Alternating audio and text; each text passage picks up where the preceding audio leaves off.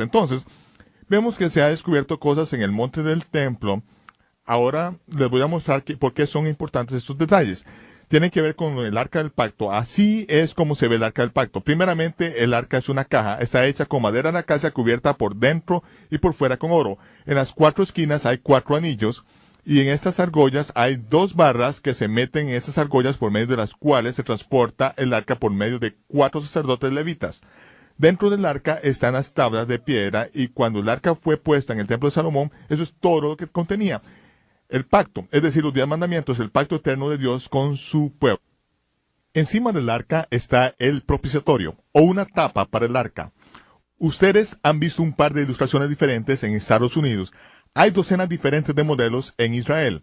Pero ahora que el arca fue encontrada, cuando sea revelada les podemos mostrar cómo era. Primero que nada, la tapa, o el propiciatorio, calza perfectamente sobre el arca.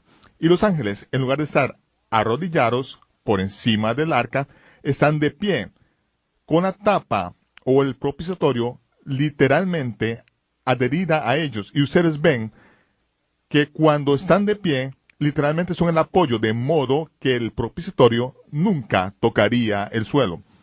Robert Benbow, judío británico, fabricante y descendiente de fabricantes de armas. Benbow, o hijo de Bow, quien tiene la espada de Salomón.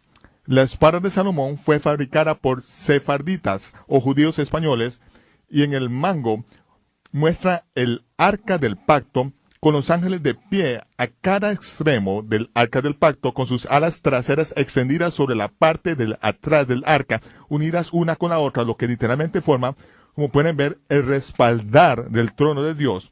Sus alas forman como el respaldar del trono. Es literalmente el trono de Dios sobre la tierra. Cuando Dios le dijo a Moisés que le hiciera exactamente como yo le digo que la haga, entonces dijo, si lo haces así, me voy a reunir contigo cara a cara sobre el propiciatorio y hablaré contigo allí. Entonces Moisés se situaba delante del arca del pacto, la gloria de Dios caía sobre el arca del pacto y ahí entraba en comunión con Dios. Era delante del arca del pacto que cada año el sumo sacerdote en el día de expiación se presentaba delante del arca, llevando un recipiente con brasas lleno de incienso, tomado del altar del incienso, y el humo subía y completamente cubría el propiciatorio, de modo que el sumo sacerdote no fuera cegado o matado. Entonces, la nube del incienso cubría el propiciatorio, y el sumo sacerdote se presentaba delante del arca del pacto, luego rociaba la sangre en el lado derecho o el extremo oriental del arca del pacto, siempre sobre el extremo oriental del arca del pacto. Durante miles de años, siempre sobre el lado este, nunca en el extremo oeste. ¿Por qué? Nadie podía responder eso, pero cuando el sumo sacerdote se presentaba frente al arca del pacto, no le desobedecía a Dios. Tenía que seguir sus instrucciones al pie de la letra, porque era una práctica, un oráculo viviente que el sumo sacerdote se le había mandado que ejecutara, y se hacía solo un día, en el día más solemne, el del año, Yom Kippur, en el cual, aún hasta el día de hoy, nunca comemos, no bebemos, no nos lavamos los dientes, ni siquiera nos enjuagamos la boca en ese día. Durante 24 horas simplemente ayunamos y afligimos nuestras almas ante el Señor. Es una fiesta que tendrá un cumplimiento futuro. Ahora, quiero llevarlos al templo de Salomón, porque fue Salomón quien lo construyó para que habitara el arca de Dios. El arca descansaba en ese lugar. El domo de los espíritus está justo sobre la piedra donde está el lugar santísimo. Ahora quiero llevarlos allí para que vean esto. Esta es una vista desde arriba conforme se mira hacia la base. Ustedes verán las piedras sobre la cual está el domo de los espíritus. No está adherida a ella. Ustedes ven los pilares, las columnas allí, y quiero que vean una representación de... ¿Pueden ver el domo de los espíritus? Voy a quitar el domo y ven las 8 columnas. Quito las columnas y ven las piedras de la base. Quito la base y ahí tienen una piedra cuadrada, con 4 guías que la aseguran en su lugar. Eso es lo que estaba en el templo de Salomón, justo en el centro, en el lugar santísimo. Y esta es su posición en relación con las piedras de la base que se han encontrado en el monte del templo. Ahora, para entender esto, vamos a las Escrituras. Esto fue antes de que empezara la construcción del templo de Salomón. dice que Salomón formó una alianza con Faraón, rey de Egipto. La palabra alianza en hebreo indica un acuerdo secreto que tiene que quedarse entre familia. Por eso es que se requería que hubiera un matrimonio para mantenerlo como parte de los secretos de familia. Por eso es que Salomón tomó la hija de Faraón y la trajo a la ciudad de David, hasta que él terminara de construir su propia casa y la casa del Señor. Cada vez que se menciona su matrimonio con la hija de Faraón, habla de él con respecto a la construcción del templo. Eso es una clave muy importante porque esta alianza que hizo con Faraón, rey de Egipto, se debió a que la única maquinaria conocida en ese tiempo era la palanca. Y los egipcios eran expertos en construir usando la palanca y la tecnología del sistema hidráulico de arena. Por eso fue que Faraón hizo un trato con Salomón y Salomón se casó con los secretos de familia de la casa de Egipto. El tabernáculo en el desierto medía 30 codos por 10 codos y el lugar santísimo medía 10 codos por 10 codos, mientras que el templo medía 60 codos por 20 codos. Salomón lo hizo mucho más grande, 4 veces más grande que el tabernáculo del desierto. ¿Por qué? Debido a lo que estaba construyendo. Estaba construyendo una máquina para esconder el arca del pacto. El rey Salomón mandó a buscar a Hirán de Tiro, un experto para trabajar el bronce lleno de sabiduría y entendimiento. Hirán de Tiro es la persona a quien los masones llaman Hirán Aviv. Y en sus enseñanzas dicen que Hirán Aviv fue el primer masón. Fue quien construyó el templo de Salomón y entendía sus secretos. Es por eso que cuando uno entra en un templo masónico, nota que el cielo raso es negro con estrellas pintadas, indicando que hacían el trabajo de noche y todo el trabajo era secreto. Esa noche ustedes van a ver y entender cosas que ningún masón de 33 niveles se puede imaginar. Y yo lo sé, porque estuve en uno de los templos masónicos más grandes del mundo hace unas pocas semanas. Les conté que acababa de regresar de Israel y que ahora entendíamos algunas cosas del templo y quería discutirlas con ellos porque hay algo muy interesante en todos los templos masónicos. Hablamos de eso ahora porque Hirán fabricó 2 pilares de bronce, cada uno de los 18 codos de alto con 12 codos de circunferencia, e hizo 2 capiteles de bronce fundido que descansaban encima de estas columnas. Esos pilares son tan anchos que si tuviéramos 5 personas en un círculo tomados de la mano, apenas les darían vuelta. La altura era de 31 pies y encima de eso iban los capiteles de bronce que se hicieron para ella. Los capiteles eran de 5 codos de altura. 5 codos de altura, muy importante, y las escrituras dedican como 4 capítulos para hablar de estas columnas y esos capiteles en diferentes partes de la Biblia. Aquí están estos pilares. Las columnas miden 30.93 pies de altura, el equivalente de un poste y medio de teléfono, 6 pies y medio de diámetro y 5 pulgadas o una palma de espesor. Eran huecas, hechas de bronce que fundió Hirán de Tiro.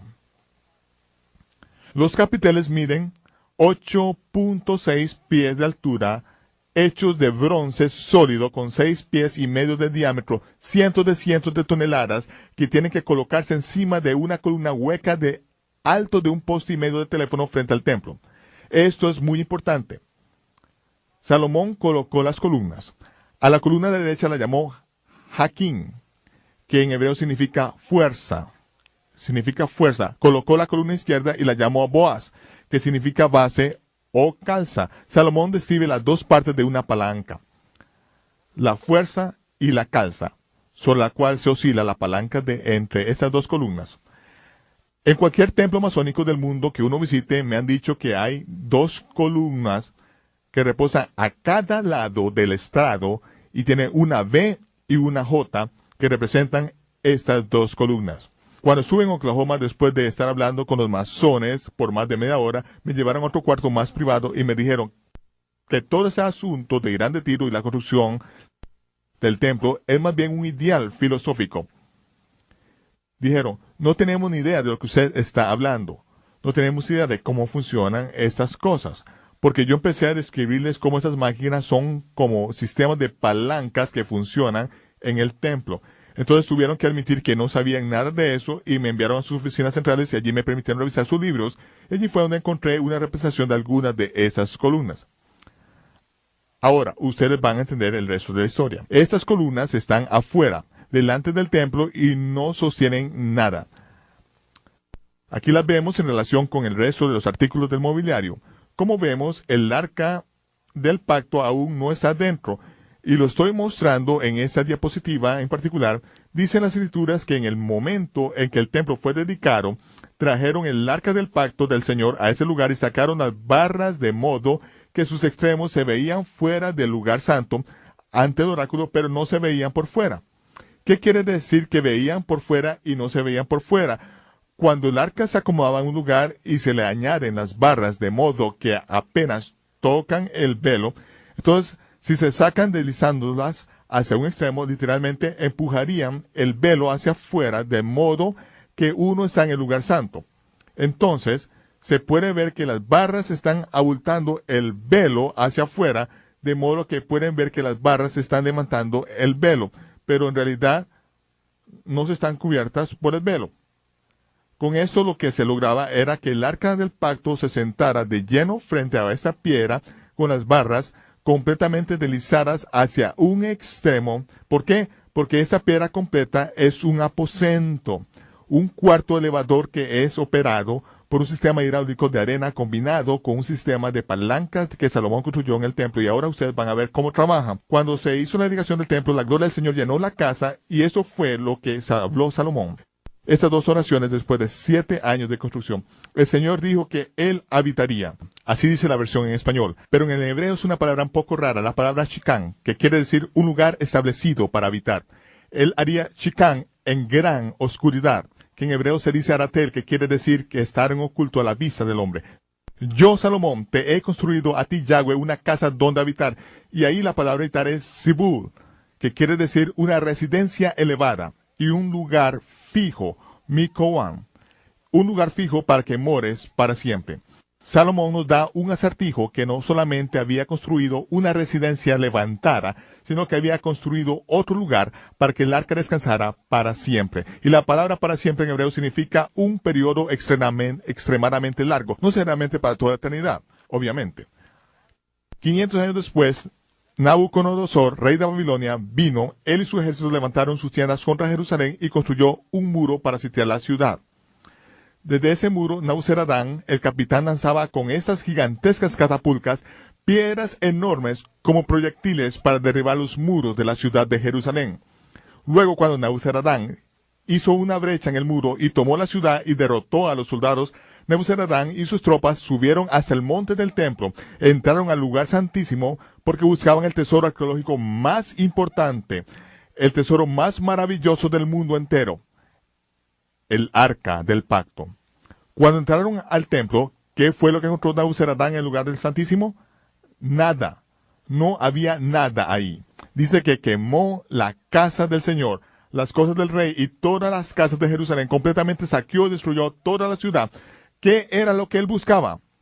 Buscaba el arca del pacto, pero no pudo encontrarla. ¿Qué fue lo que encontró? Dice que se llevaron los calderos, las paletas, las despabiladeras, los cucharones, las bandejas, todos los utensilios de bronce se los llevaron los caldeos. Y los 2 pilares que Salomón hizo para la casa del Señor de 18 coros de alto, el capital de bronce que estaba encima, la altura del capital de bronce era de 3 coros.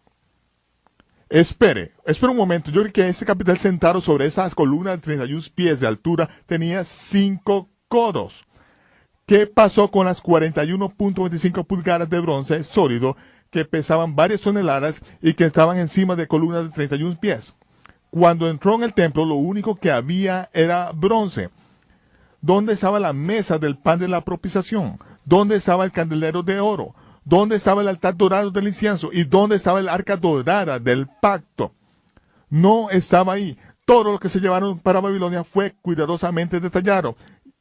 Y estaba Belsasar tenía una fiesta y estaba bebiendo con los vasos del templo, ¿verdad? Sin embargo, 7 años más tarde, cuando regresaron, trajeron todo. Ni una cosa se quedó en Babilonia. ¿Qué fue lo que nunca salió y nunca regresó? El arca del pacto. Recordemos la cantidad de bronce que faltaba. ¿Qué pasó con las 41.25 pulgadas de bronce? Miren lo que pasó. Están mirando la columna y este capitel, conforme se va hundiendo dentro de esta columna hueca, viaja 41.23 pulgadas a la vez que activa el sistema de palanca que está debajo del templo para esconder el arca del pacto. Se empieza con 5 codos y se termina con 3 codos. Cuando Nebuzaradán entra, ya mide 3 codos. Vean cómo funciona esto. Ese es el templo, así es como se ve desde lo alto, así es como se vería desde un lado. Al lado, en la parte derecha, se ve la columna y se ve el capitel. El capitel es la fuerza que se aplica sobre el extremo de la palanca. Pero esto es un sistema de palanca en reverso. Normalmente usamos la palanca para ayudar a levantar algo muy pesado en un extremo y ponemos una base muy cerca del objeto pesado. Y con una palanca larga levantamos el extremo de esa palanca larga a una gran distancia para levantar un objeto muy pesado, solo una corta distancia. Por eso es que es un sistema de palanca en reverso, por medio del cual tenemos un objeto extremadamente pesado, una fuerza increíble por un lado que solo va a mover 2 codos, 41.25 pulgadas, pero podemos medir exactamente qué distancia hay desde el medio de la columna hasta el medio de la piedra. Y sabemos que con una barra de 68 codos, si usamos una de 3.14 de largo total de la barra, podemos levantar un elevador en el otro lado hasta 8 pies de altura para subir el elevador para que el arca del pacto y la minora más alta calcen perfectamente. Vemos que las piedras claves del lugar santísimo son en realidad marcas para las cuales se requieren que 4 sacerdotes simultáneamente entren y se paren sobre esas 4 cerraduras de piedra, activando así el sistema de elevador. Ahora, si no tuviéramos un descargador, el peso de los capiteles que bajan inmediatamente lanzarían todo el elevador fuera del techo del lugar santísimo, lo cual habría sido muy malo como punto culminante en medio de la invasión de Nebuzaradán. Pero ya eso estaba pensado y resuelto, y entonces prepararon un sistema de descarga frente al elevador que desprende arena a una velocidad regulada que permite activar el pistón para que suba, y cuando el pistón sube, todo el cuarto del elevador se eleva hasta que queda en su lugar. Ahora, dice en 2 Macabeos capítulo 2, en el verso 2, que Jeremías y varios de los sacerdotes fieles siendo advertidos por el Señor en medio de una visión. Ahora, ¿por qué estoy citando Macabeos? No se espera que Macabeos sea parte de las Escrituras, aunque fue parte original del rey Jacobo en 1611, pero fue eliminado muchos años después. No pretendo que sea parte de las Escrituras, pero cita un pergamino antiguo escrito por Baruch, el escriba de Jeremías, que indica que Jeremías y los sacerdotes, cuando Nabuzaradán sitió la ciudad, él recibió la visión para que supieran cómo esconder el arca del pacto. Porque habían pasado 500 años desde que había sido construida y nadie sabía cómo accionar el sistema. Entonces lo que pasó es que por revelación descubrieron que al golpear con mazos la base de estas columnas, se lograba que la arena saliera y todo el peso de los capiteles bajaría en los extremos de la palanca. Luego entrarían en el lugar santísimo y después de cubrir el arca, se pararían sobre las 4 piedras de cerradura desconectando el sistema, de modo que todo el sistema de elevadores pudiera ahora continuar con su ascenso. Desde un lado vemos que ahora el peso del capitel obliga a que baje el elevador. Al desconectar la arena, el descargador hace que el pistón suba y ahora el elevador empieza su movimiento hacia arriba. Después del evento, ustedes pueden ver, al continuar mirando el monitor, que el capitel va a empujar una piedra que es del mismo tamaño de todas las otras piedras del monte del templo. De modo que después de la destrucción del templo, nadie podía notar desde afuera que algo hubiera sucedido. Luego, introduciendo el arca del pacto junto con todos los artículos de oro dentro del elevador, y operando una segunda trampa de arena, se lograba que la arena escapara de modo que todo el sistema de elevador quedara colocado sobre el pasadizo subterráneo bajo el templo. Luego se reemplazan las piedras claves y se colocan en su lugar el arca del pacto llevada por el pasadizo subterráneo, y cuando el templo es destruido, no habría evidencia de que algo hubiera sucedido. Ahora, Así como el Señor había dicho que habitaría en completo Shikán, en completa oscuridad, yo, Salomón, te construí una casa para morar, una residencia elevada y un lugar para morar para siempre. El arca del pacto y los otros artículos fueron sacados por Jeremías y fueron escondidos en una cueva. Y cuando Jeremías se dio cuenta que uno de los sacerdotes empezó a marcar el camino hacia el arca, reprendió al sacerdote y dijo: el arca tiene que permanecer en ese lugar secreto hasta que el Señor Dios la saque a la luz en los días finales y su gloria sea vista encima del propiciatorio, así como en los días de Moisés y como en los días de Salomón. Entonces, en las minas de Salomón, bajo el muro de Jerusalén, fue donde Jeremías encontró la urna de piedra que Salomón había puesto allí 500 años antes. Tomó el arca del pacto y la escondió poniéndola en esa urna de piedra que Salomón había preparado como un lugar para que el arca permaneciera para siempre. Entonces, camino adentro, uno de los sacerdotes empezó a poner marcas y en los 1800 un explorador francés encontró la mitad de un querubín grabado en ese sistema de cuevas, lo desprendió con un cincel y la figura se encuentra en el Museo Real Británico hasta este día. Lo único que queda de él es esta marca de acero abajo con que habla el querubín guardián que fue desprendido en la pared. Esa es la última marca que mostraba cómo encontrar el arca del pacto. Esto es muy importante porque desde el lugar donde está la piedra en medio del templo, uno dibuja una línea recta en medio de las canteras de Salomón y nos lleva donde la urna de piedra fue enterrada fuera del muro norte de la ciudad de Jerusalén. Primero preparado por Salomón, luego el arca fue puesta allí por Jeremías durante el sitio de Nebuzaradán del imperio de Babilonia. Y los pilares de bronce, los caldeos los trajeron, el mar de bronce, y se llevaron todo el bronce a Babilonia. Y se describe todo, incluyendo el capitel de bronce, pero el capitel de bronce ahora medía 5 codos de alto. ¿Por qué 5 codos de alto? Porque cuando Nabuzaradán entró en el templo, la maquinaria había sido activada y lo único que pudieron ver cuando quemaron el templo fue los pilares de 18 codos y los 3 codos de capitel encima. Pero cuando juntaron los pedazos, notaron que los capiteles aún medían 5 codos de alto. Y se los llevaron a Babilonia. Todos los secretos están allí. Así como dijo Salomón, es la gloria de Dios esconder las cosas, pero la gloria de los reyes y de los hijos de los reyes, investigarlas. Por eso es que ningún masón de 33 grados sabe lo que saben los hijos del rey en este momento. Ahora los llevaré a los días de panes sin levadura del año 4029, porque todo esto es parte del cumplimiento de las fiestas del Señor durante la primavera. Ahora vamos a ver el cumplimiento durante la primavera de las fiestas del Señor. Vemos que cada una de las fiestas tiene una iniciación, un cumplimiento intermedio y otro final.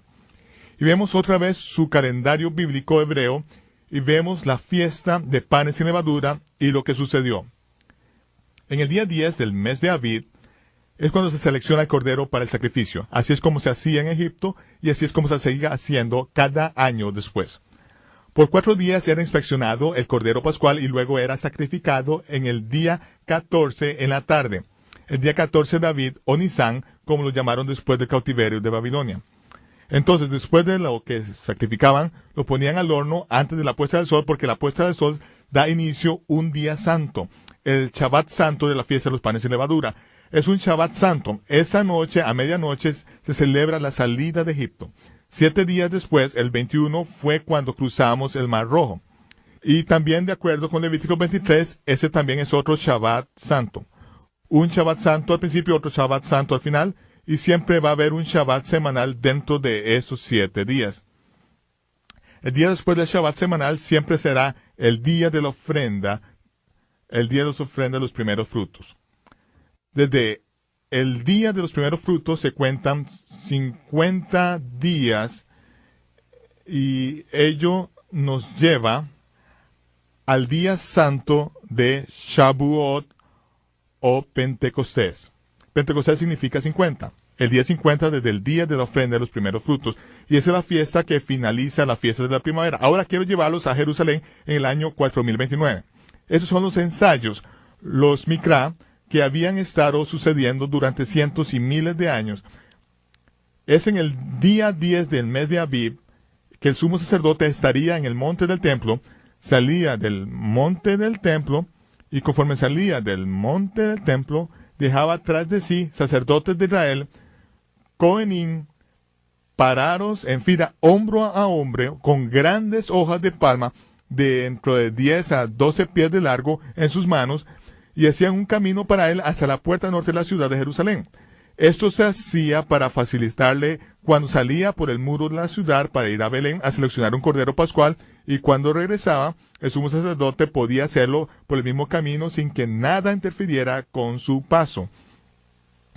Y cuando salía por la puerta norte, dejaba varios cientos de sacerdotes allí con las palmas en sus manos, y luego llevaba una pequeña compañía hasta los establos de las ovejas de Belén, donde se criaban y se preparaban todos los corderos para el monte del templo, y esperaban para que él seleccionara el cordero pascual más perfecto que iba a representar a todo Israel.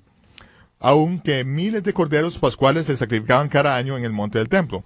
Como parte de todo ese ensayo, más de 150,000 a 200,000 personas israelitas de todas partes del reino y de todas las partes de donde habían sido dispersados subían a Jerusalén y llegaban temprano y se purificaban. Subían al monte del templo donde había más de 100 pilas mikvah o pilas bautismales aquí arriba y se purificaban para prepararse para las festividades, porque en cada fiesta había ensayos que cada año esperaban que el Mesías tal vez vendría este año.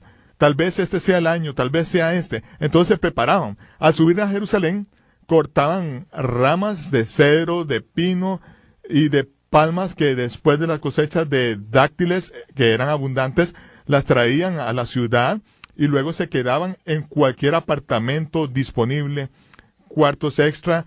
La ciudad de Jerusalén simplemente quedaba atestada de gente. 150,000 personas hospedadas donde pudieran a lo largo de los muros de Jerusalén, y en todos los edificios colocaban las ramas de cedro y de palma amontonadas esperando este día.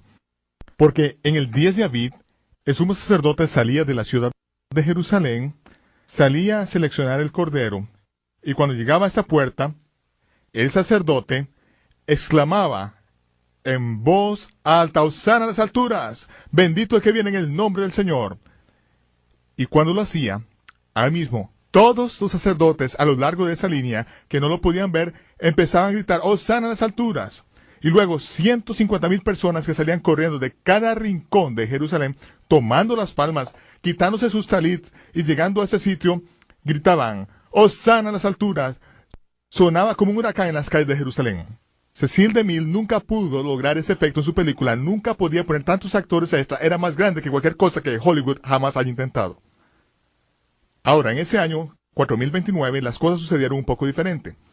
Porque el registro del Evangelio, según Juan, dice que eran 6 días antes de la Pascua. Fue el 9 del mes de Abib.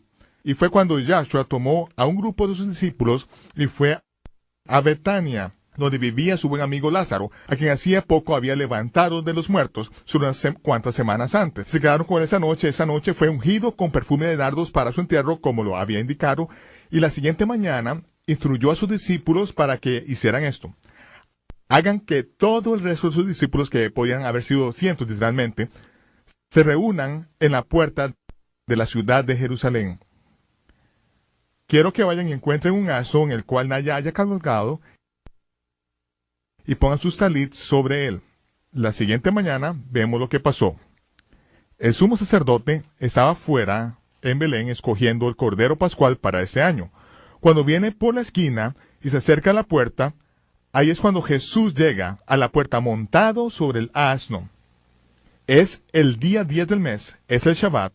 Cuando llega a la puerta, sus discípulos empiezan a gritar: «Hosana en las alturas, bendito el que viene en el nombre del Señor». En ese momento, 150,000 personas salen de cada rincón de Jerusalén. Todos los sacerdotes que formaban el pasillo empiezan a gritar: «Hosana en las alturas». Suena como un huracán en las calles de Jerusalén. Todo el lugar está agitado y, sin embargo, el sumo sacerdote apenas está aquí arriba. ¿Y quién es el que viene montado sobre un asno? Es Jesús.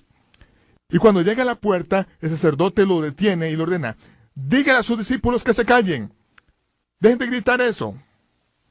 Y Jesús dijo: «No lo haré, no lo haré.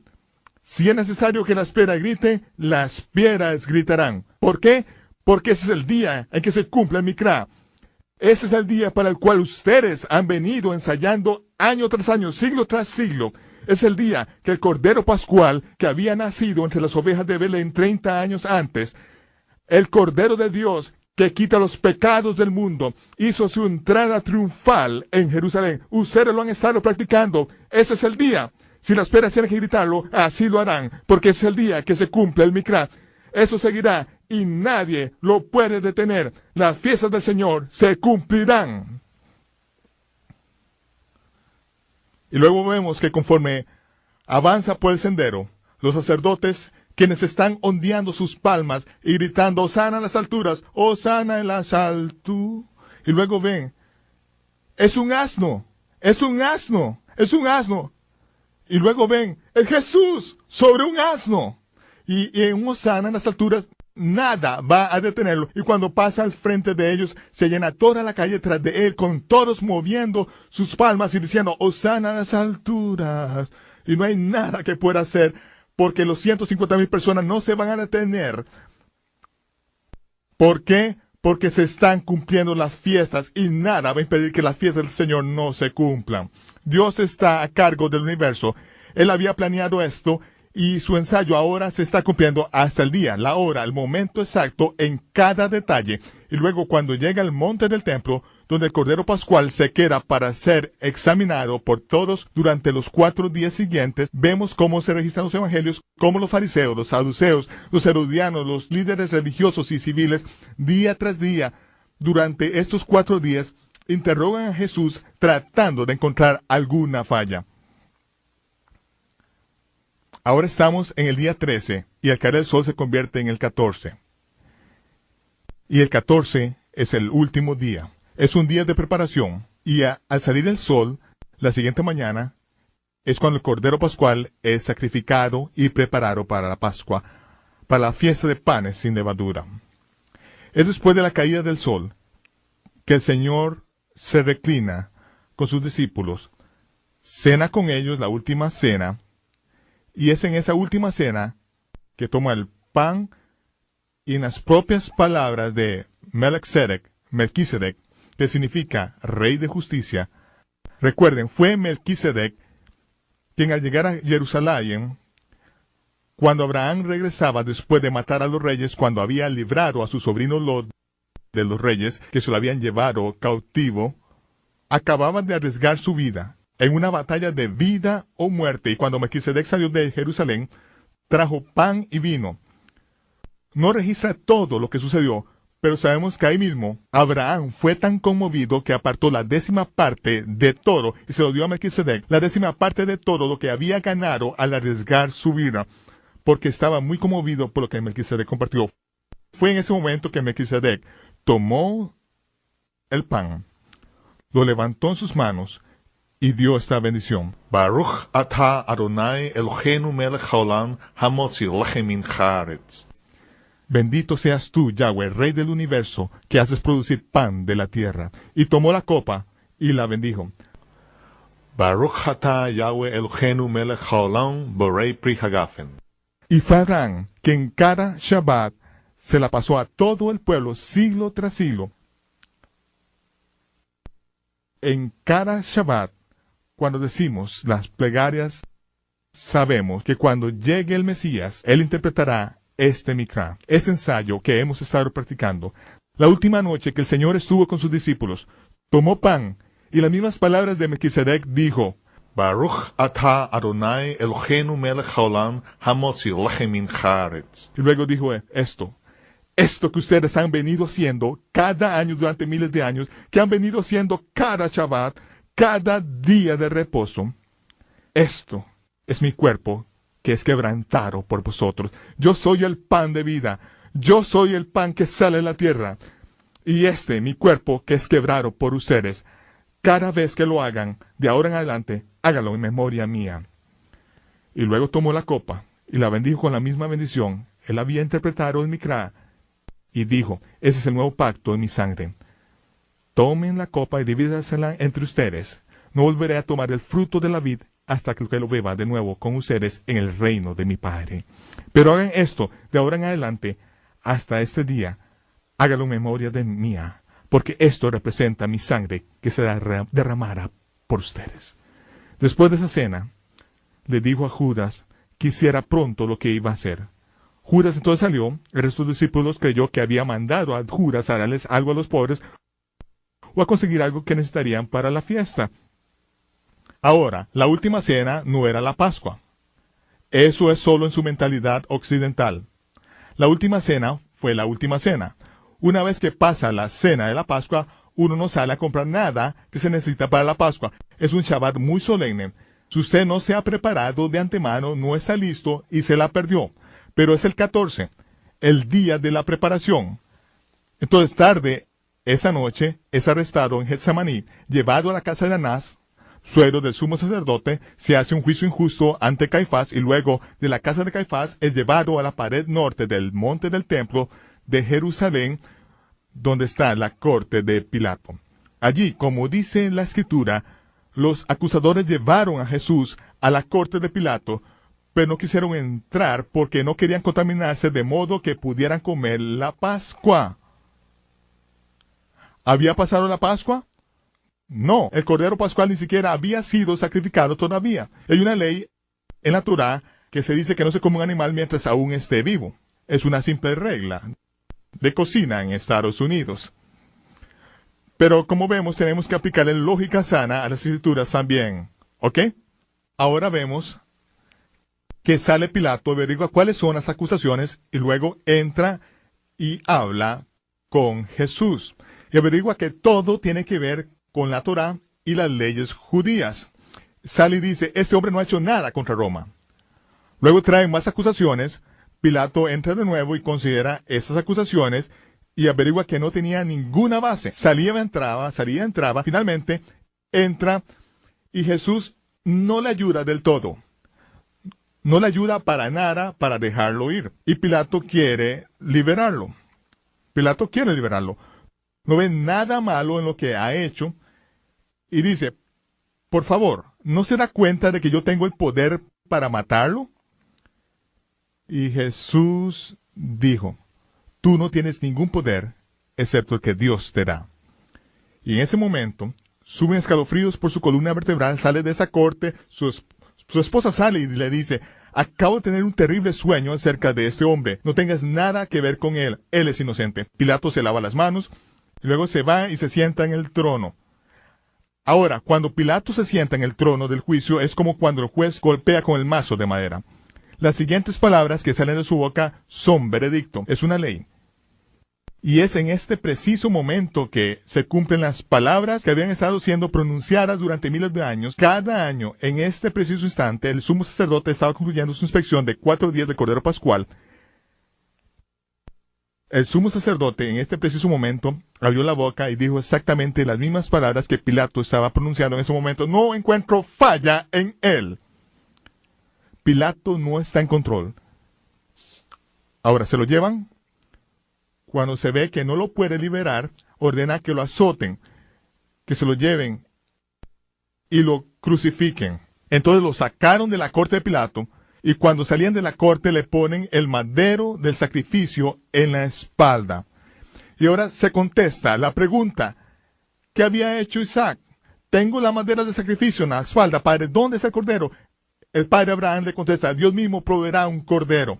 Ahora, el cordero de Dios, con el madero del sacrificio en los hombros, sale por el mismo camino que el padre Abraham había llevado a su hijo 1000 años antes, sale por la puerta del norte de la ciudad de Jerusalén, hacia el lugar de la calavera, y es en ese lugar donde Dios había preparado un altar de piedra para su hijo, directamente bajo el lugar donde Abraham había preparado un altar de piedra y había atado a su hijo para sacrificarlo. Allí es crucificado en el monte Moriah, no sobre lo que fue una vez la cima, sino debajo de lo que una vez fue la cima. En el pico más alto del monte Moriah hasta este día es justo ahí. Pero este es el lugar donde fue crucificado. Y la hora en que se sacrificaban los corderos para la Pascua en el monte del templo, usualmente a plena luz del día, con el sol alumbrando sobre los tazones de bronce llenos con la sangre, Se veía como relámpagos dorados que brillaban sobre el monte del templo, pero este año todo estaba oscuridad. No había gloria en el monte del templo. Y como dice la Escritura, cuando supo que su hora había llegado, dijo, tengo sed. ¿Qué era eso de que su hora había llegado? Cuando el sumo sacerdote sacrificaba el último cordero, que era el cordero pascual perfecto del sumo sacerdote, después de todo eso, en el monte del templo, cada año, el sumo sacerdote decía, tengo sed. Y le daban una bebida, entonces exclamaba esas palabras. Cuando el Señor supo que su hora había llegado, dijo, tengo sed. Le trajeron una esponja con vinagre, se la pusieron en la boca, se afirmó un poco sobre sus pies una última vez, y llenaron sus pulmones de aire, y en las palabras del sumo sacerdote que cada año se pronunciaba en ese preciso momento, cada año, durante miles de años, se exclamaba cuando se sacrificaba el cordero pascual, todo está consumado. Y inclinó la cabeza y entregó su espíritu. Dice la Escritura que la tierra tembló y las piedras se quebraron, y hasta el día de hoy esa grieta abierta por el terremoto aún está allí, extendiéndose por la tierra. Solo una señal se le da a esta generación perversa y adúltera. ¿Y cuál fue esa señal? La señal del profeta Jonás. Cuando murió, dice que los romanos trajeron una gran barra de hierro para quebrar las piernas de los que colgaban en la cruz, para bajarlos de las cruces antes de la puesta del sol, porque ese Shabbat era un día muy solemne. No era un Shabbat semanal, era el Shabbat solemne que iniciaba la fiesta de los panes sin levadura. Entonces el soldado llegó con esta mera barra y se acercó al primero. Todos se hacen a un lado. El gran soldado romano tomó la barra, le da con toda la fuerza por las piernas y le quiebra los huesos de abajo y se queda destrozados completamente. Ese fue el último aliento que pudo tomar porque ya no tenía huesos para apoyarse y respirar de nuevo. Entonces ahí se acabó. Sus ojos, yendo donde el siguiente, quiebra las piernas y luego cuando llega donde Jesús está colgado, se sorprende de que ya esté muerto. Entonces toma su lanza, se la clava en el costado, le abre el costado y sale agua y sangre. ¿Y qué pasó? Cuando derramó esa sangre, Juan hace un alto en su narración. Yo, Juan, doy testimonio, yo lo vi, ese es el Hijo de Dios. Ahora vemos que es bajado de la cruz, lo entierran en el momento en que los corderos pascuales son metidos al horno antes de la caída del sol, porque al ponerse el sol empieza el día santo. Estuvo en la tumba toda la noche del miércoles, toda la noche del jueves, toda la noche del viernes. Ese año fue un miércoles cuando sucedió la crucifixión. No fue un viernes santo cuando Dagón, el dios pez, es adorado, y esa es la razón de por qué ustedes crecieron comiendo pescado los viernes. No resucitó cuando Astaroth, la diosa de la fertilidad, salió de ese huevo gigante con los senos desnudos y convirtiendo aves en conejos. No resucitó para eso. No tenía nada que ver con la adoración pagana del sol. Dio una señal de 3 días y 3 noches. Las 3 noches, miércoles, jueves y viernes. Los 3 días, jueves, viernes y el Shabbat. El Señor del Shabbat resucitó en el Shabbat. Como dice la Escritura, resucitó al 3er día de acuerdo con las Escrituras. Nada de ese asunto del domingo de resurrección. ¿De dónde sacan esto? Es ridículo. Es ridículo. Bueno, del Papa. De ahí viene, por supuesto. Él es infalible. Entonces, ¿quién soy yo? Ahora, lo que dice es que las mujeres no pudieron preparar las especies el 15 porque era un día santo. Entonces, el viernes de la semana prepararon las especies, luego descansaron durante el Shabbat semanal de acuerdo con los mandamientos, y luego temprano, el primer día de la semana, llegaron a la tumba. Era temprano en la mañana y dice que aún estaba oscuro. Llegaron a la tumba, María llegó a la tumba y encontró que ya había resucitado. Entonces, antes de los servicios de la salida del sol del domingo de resurrección. Ahora vemos que cuando ella llegó, la tumba está vacía. Vio al jardinero y dijo, Señor, ¿dónde has puesto el cuerpo de mi Señor? ¿Dónde lo has puesto? Y el jardinero dijo, María. En ese momento, ella reconoció la voz del Señor, cayó al suelo y se acercó para agarrarse a sus pies, pero él se echó para atrás y dijo, no me toques, no he ascendido a mi Padre en los cielos. ¿Qué?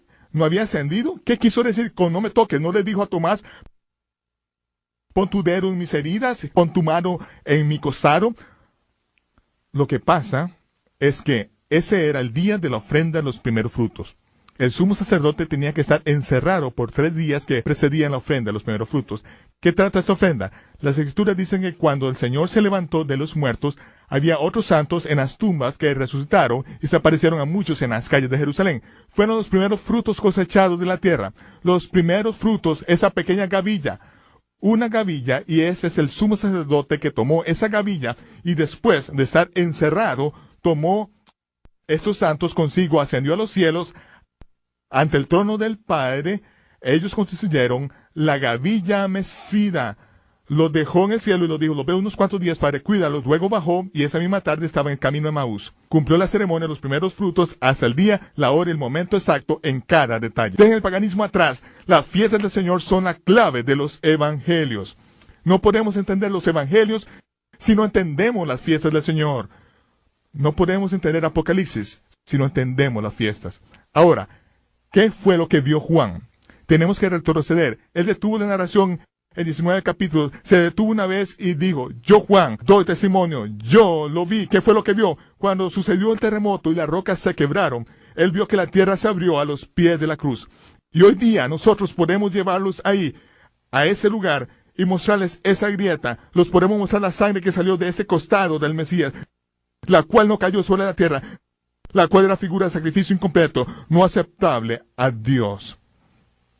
En la Torá, si un animal tenía defecto, no se podía poner la sangre sobre el altar, debía ser derramada al suelo para ser pisoteada bajo los pies del hombre. Eso es lo que vio Juan después de tanto trabajo de Dios para asegurarse de que todas las fiestas y cada sombra se cumpla. ¿Qué fue lo que vio? Vio que la tierra tembló, que las piedras se partieron, vio la grieta abierta y la sangre ir directamente a través de 20 pies de roca. Vio que allá abajo, donde Salomón había puesto la urna de piedra, la cual se abrió por medio de esa grieta causada por el terremoto, justo debajo del lugar que Abraham había preparado un lugar para su hijo. En esa urna de piedra, Jeremías había puesto el arca del pacto 500 años antes y la sangre del Mesías fue derramada sobre el extremo oeste del arca del pacto. Ahí fue cuando usted y yo fuimos comprados con su sangre. Eso es lo que dice Juan en su primera epístola. Hay 3 que dan testimonio, 3 que testifican en sus propias palabras. ¿Dónde? No sobre la tierra, sino dentro de la tierra. El espíritu, el agua y la sangre. Esos 3 están de acuerdo. Si hemos recibido el testimonio de los hombres, ahí es como creemos. Juan dice, este es el Hijo de Dios y nosotros le creemos. También creemos en los apóstoles judíos del primer siglo. Creemos sus testimonios. Pero dice que si creemos el testimonio de los hombres, el testimonio de que Dios dio de su Hijo es más grande que el testimonio de los hombres. En ese es el registro que Dios dio de su Hijo. Eso es lo que está dentro de la tierra, el arca del pacto, que es lo más santo. Ahí fue cuando el altar más santo de la tierra fue ungido. Fue cuando el Mesías fue cortado, pero no por sí mismo. Fue cuando su sangre fue derramada y cayó al extremo oeste del arca del pacto. ¿Por qué sobre el extremo oeste? Porque nunca jamás la sangre de toros, chivos, corderos o carneros podría jamás tocar esa parte, porque esa es la diestra del trono de Dios. Como dice Hebreos, que el Mesías entró en el lugar santísimo de una vez por todas, por medio de su sangre. Y una vez que derramó su sangre, se sentó a la diestra del trono del cielo para siempre, para interceder por los santos. Es el testimonio que está en la tierra que Dios ha preservado para todo su pueblo. La ceguera que le pasó en parte a Israel para que los gentiles pudieran entrar en la fe ya casi se ha acabado. El final del tiempo de los gentiles está cerca. El día del Señor está cerca, abrirá los ojos de su pueblo y hará volver los ojos de su pueblo y mirarán a quien traspasaron. Veremos que al principio del día del Señor, la tierra va a ser sacudida. Vamos a ver que 6 meses después, y tendremos suficiente advertencia porque vamos a ver las cosas cambiando tan dramáticamente y tan rápidamente que un 1 de Tishri, vamos a ver la invasión de Israel a toda escala. Un 1 de Tishri, Gog y Magog, y por 10 días Israel será arrasada. Morirán 2/3 de la población. No habrá esperanza alguna para salvación de Israel. Y luego Dios luchará por su pueblo. Y en Yom Kippur, el día de expiación, que es el día en que Dios abrirá los ojos de su pueblo, el pacto que fue sellado con la sangre del Mesías será confirmado ante el pueblo de Dios. ese abrir de sus ojos y Dios luchando por Israel, dice que Dios va a ser santificado ante los ojos de todas las naciones en todo el mundo. Todos sabrán que Él ha peleado por Israel. Y en Yom Kippur, el único día en que el sumo sacerdote podía entrar ante el arca del pacto, ese es el día en que el arca del pacto será revelada. En el ensayo está ahí, abrirá los ojos de su pueblo el 10 de Tishri, día de expiación. Si avanzamos 7 años después al 10 de Tishri, ese es el 10 de Tishri del año 6008. El 10 de Tishri, Yom Kippur, es cuando se anuncian los jubileos. Ese jubileo, 7 años más tarde, será el jubileo 70 después que Josué entró en la tierra prometida. En el libro de Josué. 70 años que marcan no solamente los años, sino también el día, la hora, el momento preciso.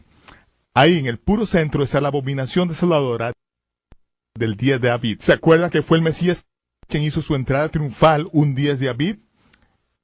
Esta vez el falso Mesías hará su entrada triunfal y se sentará sobre el arca del pacto proclamando que Él es Dios. Por eso, los que no recibieron el amor de la verdad, Dios va a permitir que sean engañados, les mandará un gran engaño. Es por eso que nos dijo que saliéramos de Jerusalén cuando veamos esta abominación, porque las señales mentirosas y las maravillas serán muy fuertes, pero Dios nos ha contado el final desde el comienzo, ha preparado a su pueblo con las fiestas del Señor, las fiestas del otoño. Y la próxima vez que nos reunamos vamos a revisar cada detalle de las fiestas del otoño del Señor para mostrar cómo debemos ser guiados durante este próximo periodo del tiempo. Dios ha dejado todos esos registros en la tierra para nosotros. Promete que abrirá nuestros ojos por medio de su pueblo Israel si tan solo nos arrepentimos. Hemos heredado algunas mentiras y ahora nos está llamando a que le hagamos Señor. No lo confesamos como Salvador, lo confesamos como Señor. Ese es un contrato vinculante que significa que Él es el jefe y lo que diga, eso se hace. No tenemos que preocuparnos porque Él es el que nos salvará. Somos de los que decimos, eres Señor, te obedeceremos cada día de nuestras vidas. Ahora es el momento de prepararnos. La tierra se va a estremecer y el Mesías le está diciendo a su pueblo, sígame, sígame, sígame.